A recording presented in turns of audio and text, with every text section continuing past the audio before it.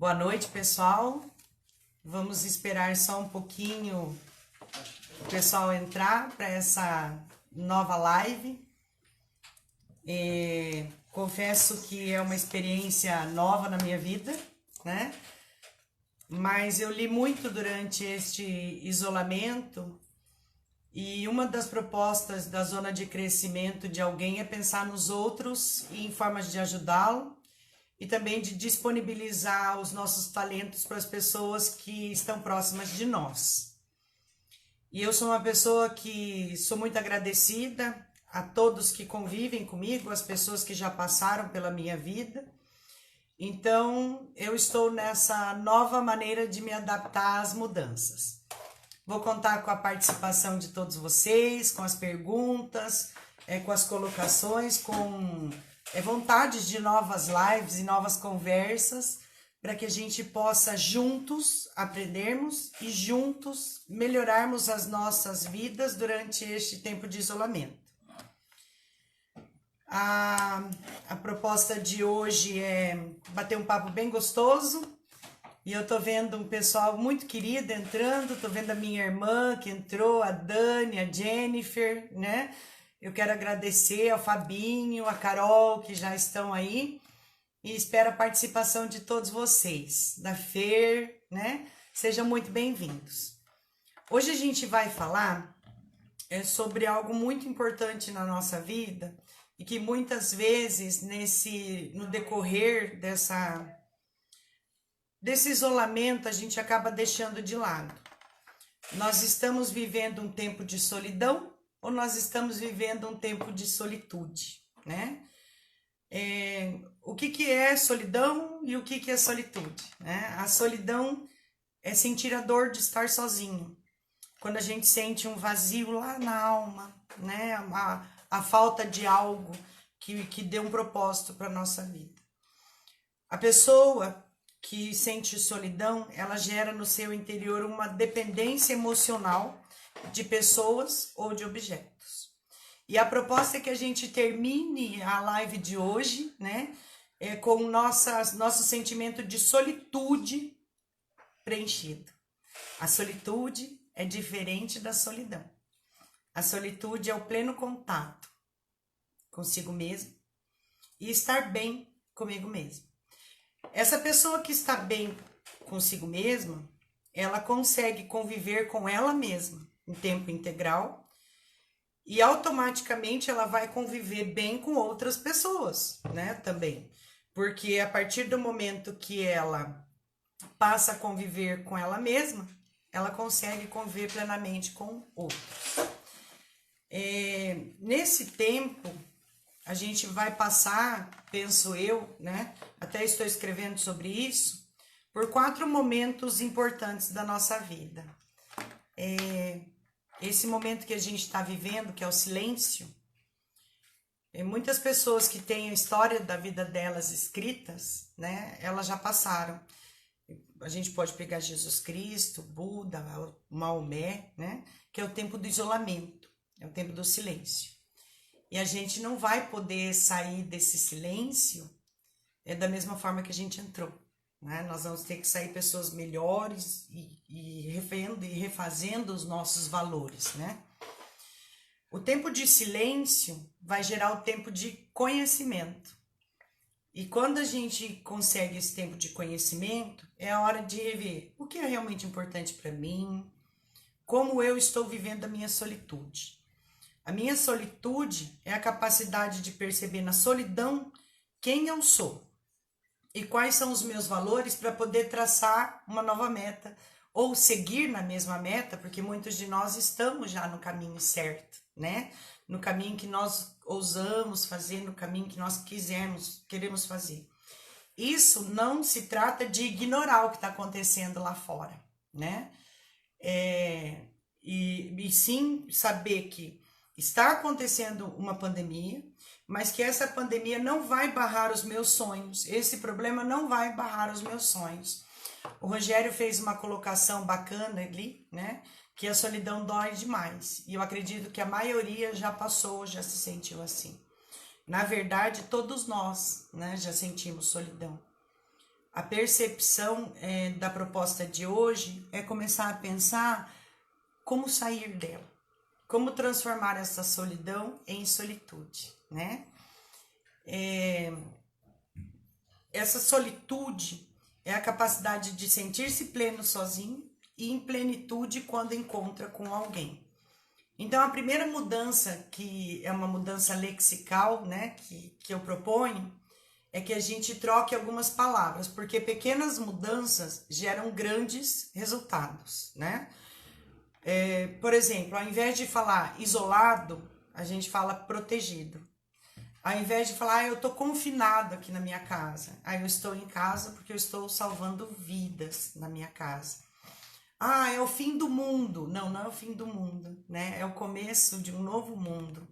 Nós estamos vivendo um momento de tragédia na humanidade. Não, nós não estamos vivendo um momento de tragédia. A gente está vivendo um momento de mudança. Eu estou passando por um problema. Não, não estou passando por um problema. Eu estou passando por uma nova oportunidade. Nossa, eu estou sentindo medo. Não, eu não estou sentindo medo. Eu estou sentindo a hora de começar a fazer uma nova confiança na minha vida. Uma confiança no meu eu. Eu estou passando por um momento de solidão. Não, não estou passando por um momento de solidão, né? Eu estou passando por um novo momento de autoconhecimento. Eu tô com tédio. Não, não tô com tédio. Eu tô com uma pausa para minha criatividade. A bem da verdade, uma crise, ela revela quem nós somos, né? E a civilização, ela impõe em nós uma máscara. E quando a gente está nas nossas casas, a gente se despe, né, dessas máscaras. Tem uma obra muito boa que é a armadura, né? O homem preso dentro da armadura, que ele vai largando, né? Durante o momento de silêncio dele, do momento de autoconhecimento, ele vai arrancando essas armaduras. E o que são essas armaduras das nossas vidas? São as mentiras que a gente conta pra gente mesmo e que vai gerando uma estrutura comportamental. Neste momento de silêncio, que a gente vai ter que transformar esse momento de silêncio em conhecimento, tem que gerar na nossa vida uma estrutura comportamental, que a gente comece a perceber que o sujeito principal da minha vida sou eu, para que eu consiga ter uma participação ativa, né, nessa vida que é minha, para que gere ações novas, que vão gerar um mundo diferente do que a gente conhece automaticamente, necessidades diferentes, aflorar a criatividade, né, de todos nós, para que a gente consiga encontrar novas possibilidades. Quanto à solidão, muitas pessoas passam pela solidão estando com pessoas ao lado, né, com gente ao lado. Então, a solidão acompanhada, quem nunca, né? Acho que todos nós aqui já passamos por uma situação de estarmos rodeados de gente e estarmos nos sentindo sozinhos. Então, a primeira pergunta que eu vou fazer, se você quiser ir respondendo para a gente discutir, né? É que a crise revela quem nós somos e como você se comporta quando as condições não são muito favoráveis. Eu costumo dizer, vários dos meus alunos estão aí, eu tô vendo que maravilha ter vocês participando aqui com a gente, né? Que muitas pessoas já morreram, né? Elas só não foram enterradas, elas estão andando por aí. E essas pessoas que já morreram e não foram enterradas, elas costumam querer colocar coisas na nossa vida que a gente só pega se quiser, né? Porque as pessoas podem oferecer venenos pra gente. Veneno só funciona se você beber. Não beba. Não beba o veneno das pessoas. Para que você possa viver em plena solitude. Indiferentemente se você estiver em isolamento social ou não. Porque esse sentimento de solidão e de solitude vão fazer com que gere ações para sua própria vida. E a gente precisa sempre pensar que o corpo e a mente, eles formam uma unidade inseparável. E essa unidade inseparável é que vai fazer a maneira como você está lidando com este momento. Para entender um pouquinho, eu vou falar um pouquinho da neurolinguística enquanto não entra nenhuma pergunta no comentário de vocês, né? A gente precisa... Tem uma premissa interessante que eu gosto muito, que é assim, o mapa não é o território. Então, vamos imaginar que vai entrar numa floresta, ao mesmo tempo, um lenhador, um artista e um botânico. Eles estão no mesmo lugar, a floresta. Esse é o mapa. Mas cada um deles vai olhar o território de maneira diferente. A gente vai ter o lenhador, que vai olhar onde que ele pode ter o lucro, o artista que vai olhar as cores, sombras, né, e as coisas que estão ao redor, e o botânico que vai encontrar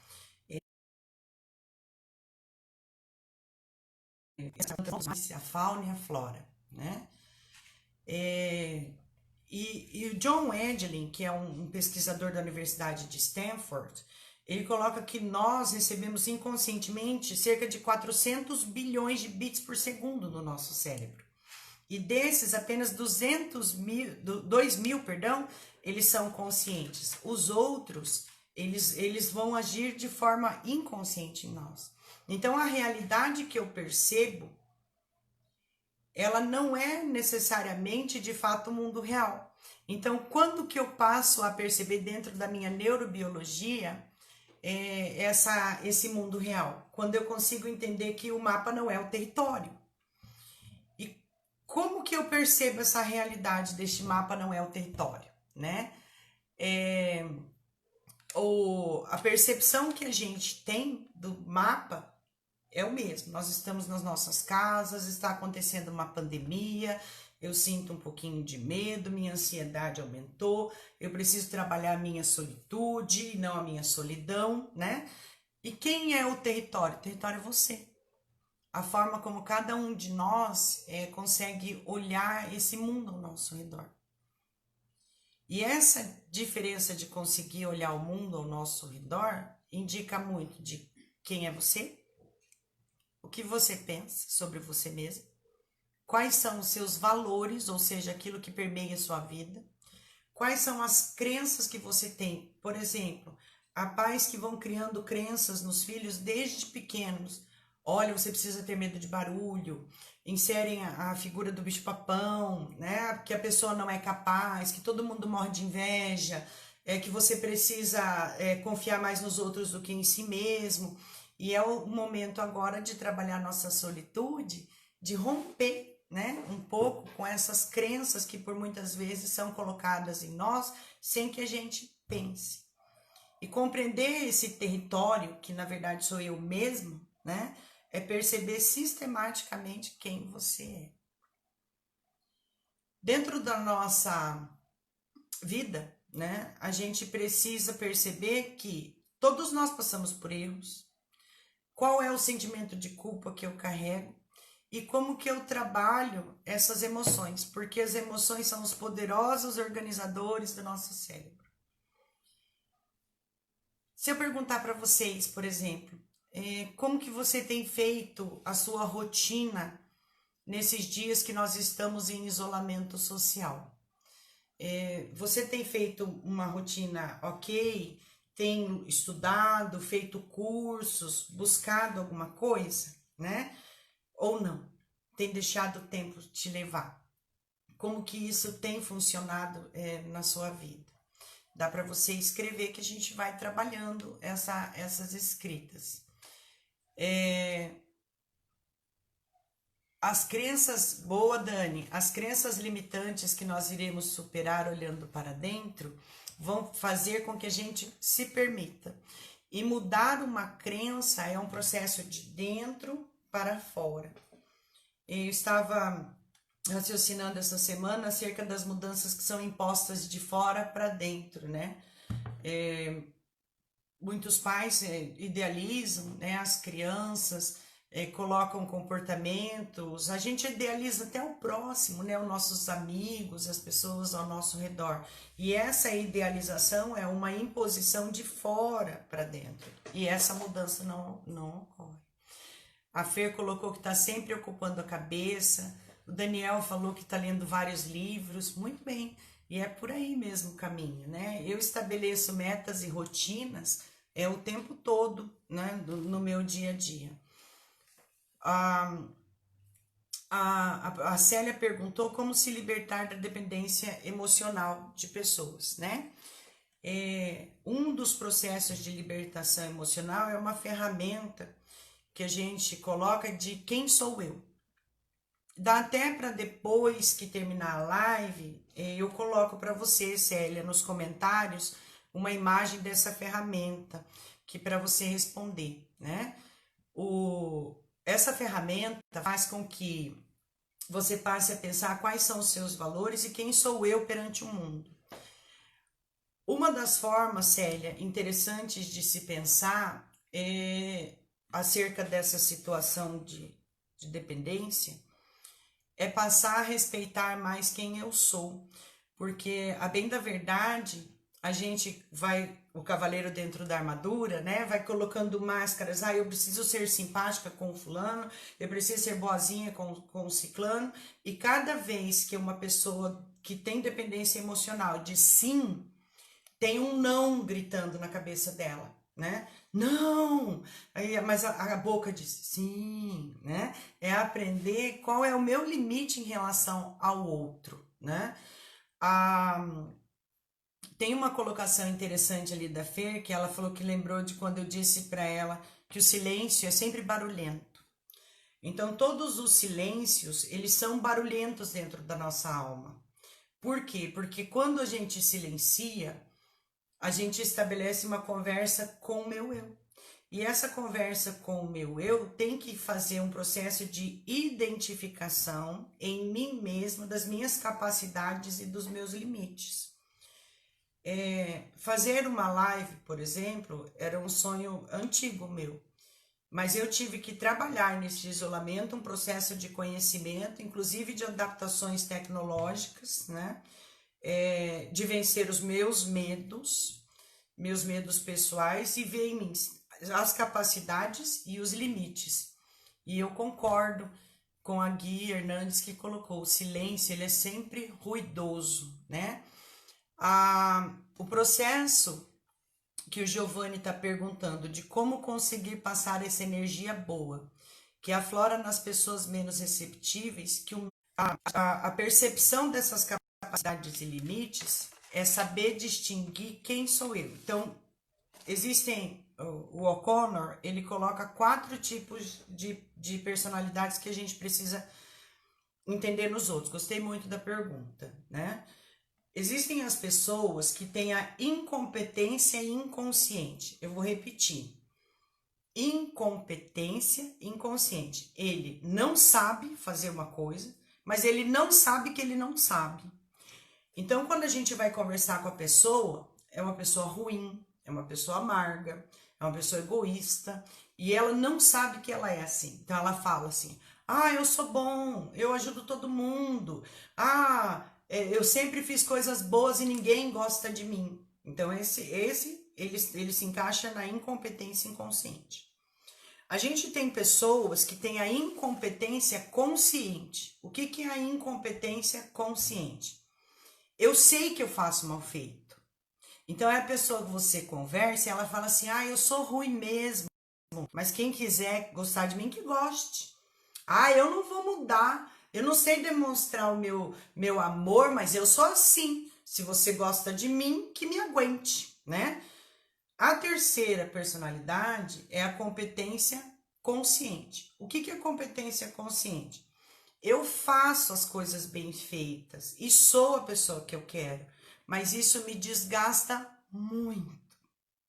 Então eu tento ser alguém. O lance, que é a quarta personalidade, que eu acredito que é o nível que a gente busca chegar, que eu busco todos os dias, e eu penso que muitos de vocês, que eu tô vendo gente muito querida entrando aqui, eu queria falar o nome de todo mundo, já me perdi aqui, né? Mas é a competência inconsciente, que é o que é trabalhado no livro O Poder do Hábito. A nossa mente consciente estabelece o objetivo e deixa que a mente inconsciente cuide dele. Então, a percepção de que o melhor de mim, estou fazendo, mas isso não me desgasta. E esse processo passa pela criação de um objetivo, a participação ativa para chegar no resultado desejado. Nós somos um construto, né? A gente vai se construindo todos os dias, sabendo, tendo consciência de que a nossa mente, né, tem crenças e limitações. A busca de romper essas crenças e limitações, ela é muito importante. E ela que vai fazer essa mudança, na verdade, acontecer tanto em mim quanto em você. A gente precisa pensar em uma coisa muito interessante, né? Que toda comunicação, desde quando a gente nasceu, né? Toda comunicação que eu vejo, todos os sinais, as resoluções que eu vejo, elas vão gerar em mim um sentimento, e esse sentimento vai gerar um comportamento, né? Como que isso funciona? Desde pequena alguém olhava para mim e falava: olha, eu acredito em você, você é capaz, você é bonito, ou eu vou sair com você, mas não abre a boca, hein, porque eu tenho vergonha daquilo que você vai falar. E a gente gera essa comunicação, gerou em nós um sentimento e que vai gerar um comportamento que muitas pessoas não conseguem romper. Elas carregam esse sentimento durante toda a vida e esse comportamento durante toda a vida. O William está dizendo aqui que não está conseguindo ser produtivo com o trabalho, e o trabalho dele é 100% criatividade. Ele pede uma dica, né, daquilo que gostaria de fazer. Eu ia falar mais no final, mas aproveitando a sua pergunta, William, eu vou aproveitar já falar, né? A gente precisa, para criar esse sentimento de solitude, aprender a conversar com a gente mesmo. Então, existe uma técnica muito conhecida na Europa que se chama mindfulness, ou mindfulness, né? Que é o trabalho de começar a falar consigo mesmo.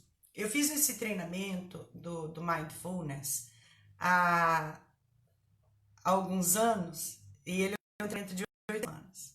E o primeiro exercício era para eu comer uma passas ao rum em 4 mordidas. E eu olhei aquela passas ao rum e eu pensava: eu como 4 passas ao rum em uma mordida. Mas uma em 4? Não, né? E aí eu pensava que quando eu fosse treinar minha mente para atenção plena, eu ia começar a ficar igual o Mr. Miyagi, sabe? Ver as mosquinhas andando por aí, né? Mas não, na verdade é estar plenamente num determinado lugar. E então, agora, neste momento, eu estou aqui com a live, eu estou somente aqui. Porque eu sempre estava no próximo evento, né? Eu sempre estava por exemplo, eu estava aqui, nossa, o que eu vou fazer agora? Eu preciso fazer janta, né?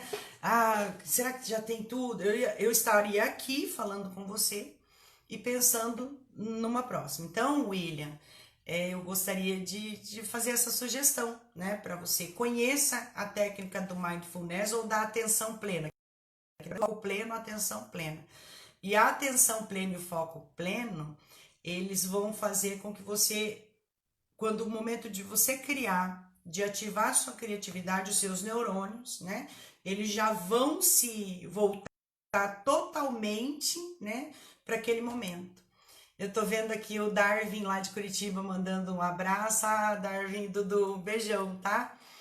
A Fer perguntou se a procrastinação é uma defesa. Sim, Fer. É uma defesa das raízes que a gente tem, que vão sendo trazidas já há muito tempo, e elas tem um livro muito bacana, que é uma tese de doutorado, na verdade, da Carol Dweck, que trabalha com mindset. O que é a procrastinação? É a manutenção do mindset fixo. E o que é um mindset fixo? Eu fico bravo com facilidade, as minhas emoções são alteradas, as situações eu procuro um medicamento rápido ao invés de a solução do problema, eu tenho medo de sair da minha zona de conforto. E a gente hoje, né, a gente está vivendo um momento interessante, né, de isolamento social, que já não vinha bem, né? A nossa vida já vinha muito tumultuada, é uma época de modernidade líquida. E na modernidade líquida as coisas são muito fluidas, as coisas são muito rápidas, a gente não consegue ter um momento de percepção do meu eu. E essa mudança do mindset fixo para o mindset de crescimento, quem está no mindset de crescimento? Quem percebe que erra, quem consegue se manter na posição de estar no inconsciente, na competência inconsciente, perdão, é uma pessoa que pensa nos outros em como pode ajudá-los, que pensa em si mesmo e como pode ajudá-los, que consegue se adaptar, que consegue inserir novas mudanças na sua vida. Pessoas mais positivas, eu tenho lido bastante nesse isolamento sobre inteligência positiva e competência positiva, que praticam o silêncio, a paciência, o relacionamento e a criatividade. Então é bacana que a gente leia, mas é bacana que a gente faça artesanato também. É bacana que eu cozinhe, mas é bacana que eu durma também, que é esse equilíbrio, né? Essas pessoas consomem compulsivamente os outros e o que faz mal a eles, seja comida, seja notícia, ou seja pessoas, quem tem mindset fixo. Então, Fer, a gente precisa romper esse mindset fixo, né? E chegar num mindset de crescimento. E depois, Fer, eu posso até te enviar no WhatsApp a obra em PDF que eu a tenho, né? E é uma leitura que vale a pena. Alguém perguntou sobre o luto. A Dani perguntou como vencer a tristeza de um luto neste momento, né? Essa semana a gente estava discutindo aqui em casa que um dos maiores medos que a gente tem é de viver o luto. Isso na vida normal, né? Isso na vivência já antes, né? No antigo normal que a gente tinha, porque eu penso que nós vamos ter um novo normal, né? Daqui para frente. E o luto, ele é um ritual. E ele é um ritual, inclusive, cerebral, né? E cultural que a gente vive. Enterrar uma pessoa ou perder uma pessoa e fazer um velório, que na nossa cultura, o velório ele é o processo de amadurecimento neural de perda daquela pessoa. Enterrá-la em 1 hora, 2 horas é uma das coisas mais difíceis que nós vamos viver durante essa pandemia. O que é importante saber do luto? Eu fiz tudo o que eu podia por aquela pessoa. Eu fui bom para ela. Eu tenho um sentimento de gratidão acerca de tudo que nós vivemos. E eu peço desculpas às pessoas que não acreditam em Deus, eu acredito, né? Que é entregar essa pessoa para Deus. O luto, ele é cerebral. Ele pode durar, e ele dura na mente da gente 2 anos. A partir do momento que passar de 2 anos, é clínica, né? Porque nós nos desapegarmos de alguém que faz a diferença pra gente, é um processo difícil. Força aí pra você, eu vou colocar você nas minhas orações, tá bom? O Rogério tá colocando aqui que a ansiedade atrapalha muito no crescimento pessoal e profissional. E esse é um problema sério. Como trabalhar o foco sem que a ansiedade tome conta? Boa pergunta, Rogério. Então vamos por partes. Segundo a Organização Mundial de Saúde, o Brasil, ele ocupa o primeiro lugar no mundo, de crises de ansiedade e da síndrome do pânico. Isso é muito sério, né? Porque nós somos brasileiros e nós estamos inseridos, né, nesse meio, e ele já é um meio ansioso. Eu, enquanto educadora, a gente vive muitos processos de ansiedade na sala de aula, na escola, com os pais, né? Depois eu vou até anotar aqui para eu falar dos pais ansiosos que eu ando conversando, né? Mas esse processo de ansiedade, ele já é um processo que nós estamos vindo e que vai aflorar agora. Ele seria até estranho alguém não sentir ansiedade mediante uma mudança tão grande de vida que todos nós tivemos. E do medo que a gente sente, né? Quando alguém precisa ir ao mercado, a gente tem medo.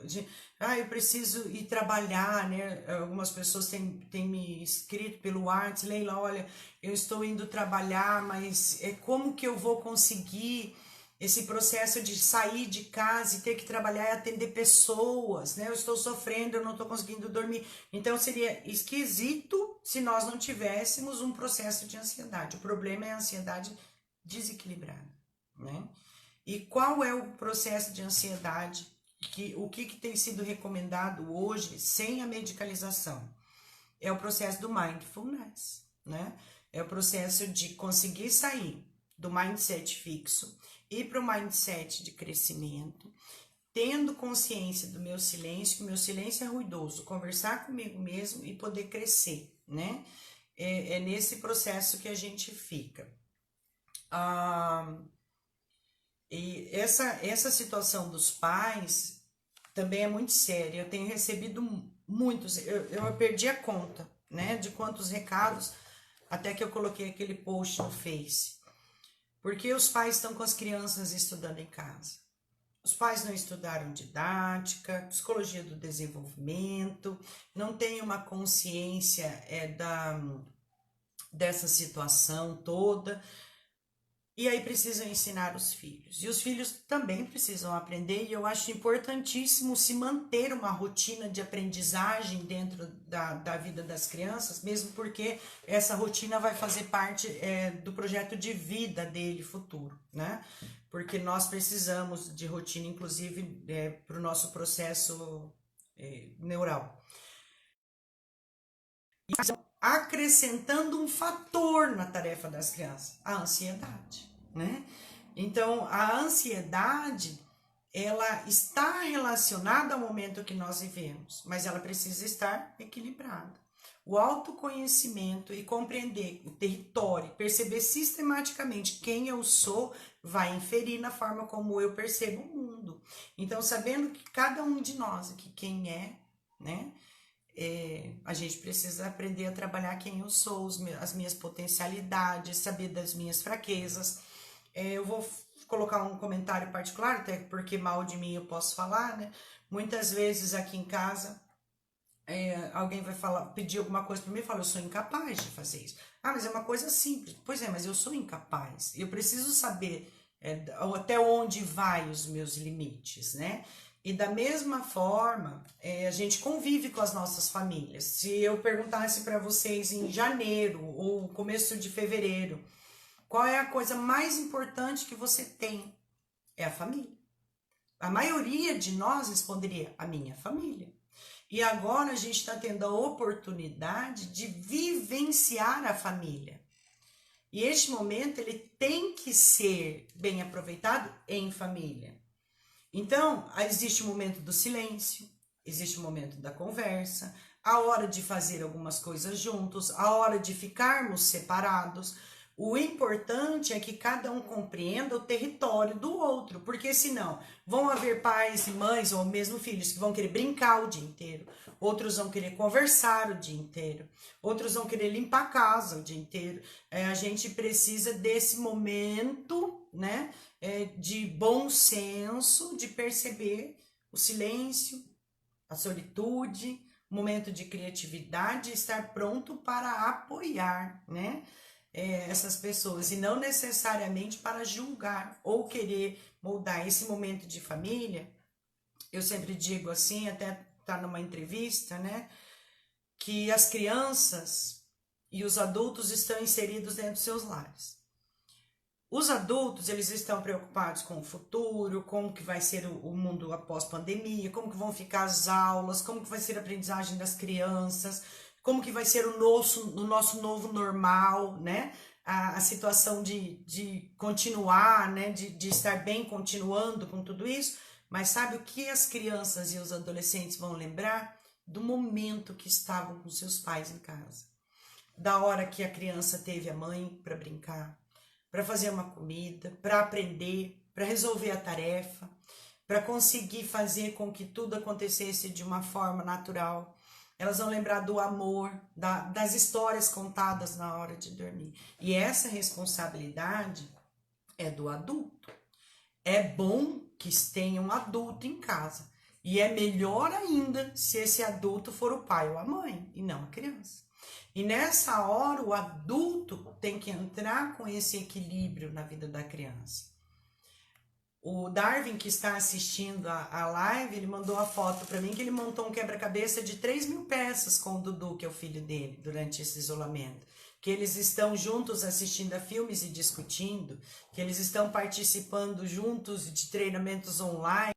Isso é essa lembrança, o filho dele vai levar para sempre, né? Que ele vai lembrar de como era que o papai agiu comigo naquele momento. Mas em contrapartida, eu tenho famílias que não estão se suportando, né? Que gritam, que dizem coisas ruins, estouram, e que essas lembranças vão ser lembranças na vida futura dessas crianças. E que vão fazer parte, a Dani tá aí, pode contribuir nos comentários, né? A Dani entende muito de crenças limitantes, para poder dizer qual é a influência que isso vai causar nas crianças futuramente, formando essas crenças limitantes, né? O João está perguntando se alterações repentinas de humor são sinais de algum tipo de problema. Essa alteração repentina de humor, João, você precisa perceber se ela começou a acontecer agora, né? Ou se ela já existia, né? E se houve uma percepção. Problema, eu prefiro trocar problema por oportunidades. Comece a perceber essa oportunidade que o seu organismo está te dando para ter um conhecimento melhor sobre você mesmo, né? A Adriana falou, como se perdoar? Como nós podemos nos livrar do sentimento de culpa? Então, Adriana, eu vou te dizer uma coisa interessante. Esse sentimento de culpa, ele acomete você e ele acomete a mim também, e muitas pessoas que estão assistindo a live. Todos nós erramos. Aí eu descobri, né, estudando, que a gente não erra, a gente falha. E aí eu escrevi na cozinha aqui da minha casa, tá escrito assim, ó. Falhei, tá falhado e não se falha mais nisso. Eu vou repetir porque acho que teve uma oscilação de som. Falhei, tá falhado e não se falha mais nisso. O sentimento de culpa, ele fica quando a gente se cobra demais. E eu também sou uma pessoa que me cobro bastante. Mas eu sei pedir perdão, recomeçar, aprender com os meus erros. E isso a gente aprende a duras penas, né? A gente aprende trabalhando o nosso eu. E trabalhando as nossas emoções. Lembra do que eu disse no começo da live? Uma informação, uma linguagem, ela vai gerar em mim um sentimento, que vai gerar em mim um comportamento. Então, se eu recebo uma linguagem e gera em mim um sentimento, que esse comportamento, né, que um erro, sabe, quando você acorda para dar tudo certo e dar tudo errado, né, que a gente faça esse sentimento virar a nossa vida para um futuro melhor, para um crescimento. Eu tive uma insônia uma noite, eu li um livro inteiro. E nesse livro inteiro, que são os 7 pilares da inteligência emocional, tinha uma coisa muito bacana, que até eu quero elaborar melhor para uma próxima live, ou mesmo para uma aula, né, para alguma coisa assim. Que é ter o sentimento, e eu tenho que ter isso concreto, sabendo me autoanalisar, de que eu fiz o meu melhor. A partir do momento que a gente consegue pensar que a gente fez o nosso melhor, a gente se abre desse sentimento de culpa, né? E fazer o nosso melhor envolve novamente uma linguagem que vai gerar em mim um sentimento, que vai gerar em mim um comportamento. E esse comportamento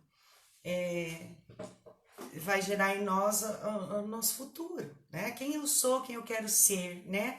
Tô vendo que ali tá o Eduardo, grande Eduardo, né? Falhei, tá falhado, né, Eduardo? E não se falha mais nisso. Boa, Eduardo. É importante que neste momento você marque um encontro especial com você, sabe? Esse encontro especial com você pode ser uma meditação, pode ser cozinhar, pode ser ouvir música, pode ser tocar um instrumento, fazer crochê. Várias pessoas falaram, olha, eu voltei a fazer crochê, né? Como que eu tô tão feliz porque eu voltei a fazer crochê? Realmente, né? A gente precisa encontrar esse equilíbrio. Esse equilíbrio, muitas vezes, quando eu comecei a buscar, eu buscava por modelagem, né? Você vai encontrar muita coisa sobre modelagem aí na internet.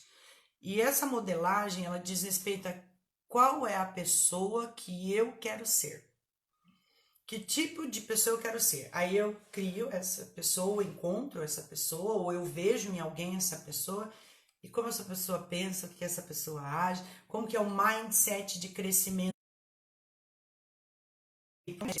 Ele dá para nós uma qualidade mental. Então eu, por exemplo, todas as noites eu escrevo o que eu vou fazer no próximo dia, né? E a semana passada eu estava conversando com um amigo meu, e ele falou assim, você continua escrevendo a sua rotina? Eu falei, continuo. Só que ele falou, mas isso não serve para mim. Eu falei, pois é, nem todos os mindsets funcionam da mesma forma. Enquanto para mim, escrever as minhas metas, meus sonhos, e o que eu quero cumprir naquela semana, naquele dia, naquele mês, é importante, para um outro já não é, né? As pessoas estão precisando conhecer-se para saber como lidar com essa rotina, né? Eu estou tentando ver uma pergunta que passou aqui, mas eu não consegui, que era em relação à educação. Beleza. Como controlar uma crise de ansiedade? Qual o risco quando uma pessoa aceita as crises, deixando elas acontecerem, acreditando que vão passar sozinhas, sem deixar nenhuma marca? Essa pergunta é do Cadu. Um beijão, Cadu. Existe um risco muito grande que algumas pessoas correm quando elas acham que muitas vezes vão se curar sozinhas, fechadas no seu quarto, né? Eu vou voltar a falar uma coisa que eu já disse lá no começo, que é o seguinte: todo silêncio ele tem que gerar conhecimento, vontade e ousadia. Se um silêncio não estiver gerando conhecimento, vontade e ousadia, aí precisa da interferência de alguém. Porque essa interferência, eu disse alguém, mas ela não precisa ser necessariamente alguém. Ela pode ser alguma coisa. Um sonho novo, uma meta nova, a construção de uma nova capacidade ou de uma nova criatividade em mim, né? Essa situação de poder, e isso, como a Dani falou, de se manifestar, né? De colocar quem eu sou no mundo, de colocar essa situação na minha vida e na vida daqueles que estão próximas, né? A Amy, obrigada pelo comentário, né? Show de bola, muito gostoso ter vocês aqui, a Sabrina também. E eu queria saber o que vocês gostariam mais de saber, quais são suas dúvidas, e também que vocês deixassem nos comentários o que gostariam de que se tratasse na próxima live da semana que vem, né? Para poder entender. Tinha uma pergunta acerca da educação e eu perdi, eu acho que foi a Adriana Uller que mandou. Alguém daí, o Gabriel já me passa a pergunta, tá?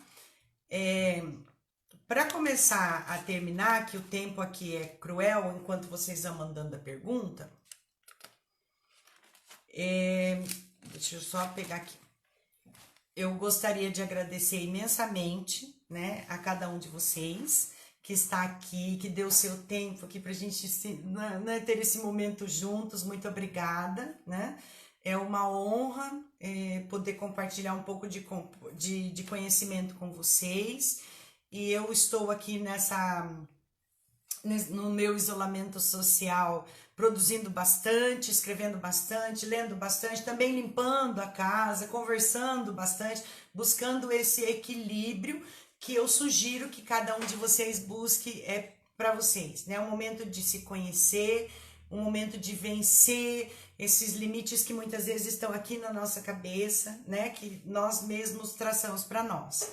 Eu vou deixar essa semana nas redes sociais uma ferramenta sobre valores. E de acordo com os valores que a gente tem, a gente consegue traçar algumas características do meu eu que eu tô vendo muita gente falando de ansiedade, e a ansiedade, na verdade, ela é fruto de muitas vezes não ter noção de quais são os nossos verdadeiros valores.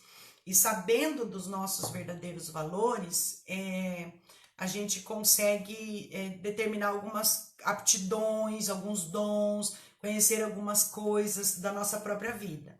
Então eu vou deixar lá para vocês, se quiserem participar da semana que vem, pensando sobre os nossos valores e um pouquinho das nossas atitudes, tá?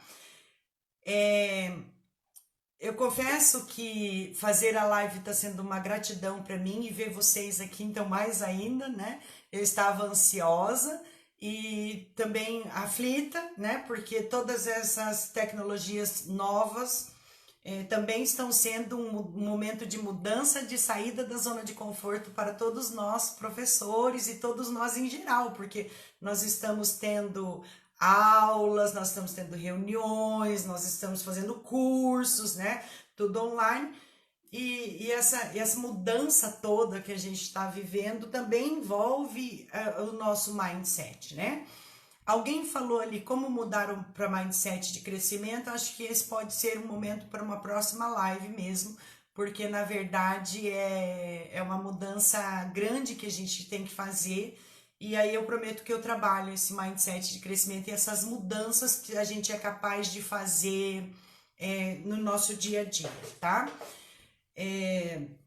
Eu queria deixar um grande abraço para todos vocês. Vi a minha irmã, passou aqui um beijinho da minha irmã Vera, tô morrendo de saudade, do Eduardo, da Sabrina. Agora acabou de entrar o professor Leandro, grande professor Leandro, a Kelly Pinheiro, né? Eu gostaria de nomear a todos vocês que estão por aí, e eu não consigo porque os nomes vão passando, mas eu prometo que eu vou aprender para a próxima live, tá? Agora eu tô vendo aqui o Elsink, né, entrando também, muitas pessoas queridas, a Jéssica tá aí, eu tô vendo também ali a Jéssica, né, a Fer, a Tayane, o grupo de pesquisa tá aí inteirinho, tá? Para começar a finalizar, eu queria dizer umas coisinhas. Primeiro, se a gente pensa sobre nós mesmos, a gente pensa e logo muda. Então eu tenho que perceber onde é que eu tô para eu conseguir pensar e mudar. O medo não me domina. Pensa sempre nisso. Eu tô com medo, eu tô com ansiedade. O medo, ele não me domina. Eu domino ele. Sou eu quem sou a dona do que mora aqui dentro, tá? Não desista. Nunca desista de nenhum projeto. Ah, mas eu tenho um projeto longo. Pois é, o tempo vai passar do mesmo jeito. O tempo vai passar com você fazendo ou com você não fazendo. Então faça, né? Corra atrás dos seus sonhos. Acredite na força do entusiasmo. Eu acordo de manhã, antes de sair da cama. Eu vou acordar para ficar em casa. Nós estamos em isolamento social, eu não estou saindo. Mas eu acordo e falo, eu sou uma vencedora. Tudo que eu fizer hoje vai ser perfeito. Ai, é maravilhoso. Obrigado, Senhor, pela vida, pela minha família, pelo meu marido, pelo meu filho, pela minha nora, pela bebê. Eu quero agradecer pelo meu pai, pela minha casa. Nossa, como a coberta tá quentinha. Obrigado, Senhor, pela coberta. Agradeci e eu levanto para vencer todos os dias. Nem que seja vencer lavar uma pia de louça suja, mas a gente vai vencer, né? Aprenda alguma coisa todo dia. Todo dia a gente aprende alguma coisinha nova. A minha irmã cozinha muito bem, né? E eu sempre trabalhei manhã, tarde, noite, sempre tive vontade de cozinhar. Mas eu nunca parava em casa para cozinhar. Já aprendi a fazer cookie, fiz torta de limão, fiz esfirra, tudo com a assessoria da minha irmã, porque ela sabe, ela pode me ensinar. Então eu aproveito os talentos da minha família para que eu possa agregar um conhecimento novo. E aliás, ela cozinha muito bem, né? Então acorde de manhã cedo para vencer. E esse vencer inclui a sua ansiedade, inclui ser uma pessoa melhor, inclui perdoar, inclui auto-perdoar-se, inclui não desperdiçar esse tempo, porque quando a gente sair dele, a gente tem que sair vencido a metas e objetivos, né? Então é importante que a gente saiba também quais são as nossas metas e quais são os nossos objetivos de vida, tá? E eu prometo que eu faço o cookie pra você, tá, Eduardo e Dani? Eu faço um dia, porque agora eu tô ficando craque em fazer cookie. Sintam-se bem, vivam bem, deixem os assuntos que vocês querem para as próximas lives para a gente conversar. Foi importantíssimo ter cada um de vocês aqui. Espero vocês a semana que vem para que a gente possa compartilhar mais conhecimento, que a gente possa passar por tudo isso juntos, emocionalmente saudáveis, aprendendo, né? E compartilhando os nossos conhecimentos. Muito obrigada pela presença de cada um de vocês. Beijo no coração e eu fico esperando os comentários ou os envios de mensagem para a próxima live. Foi uma honra, tá? Fiquem bem.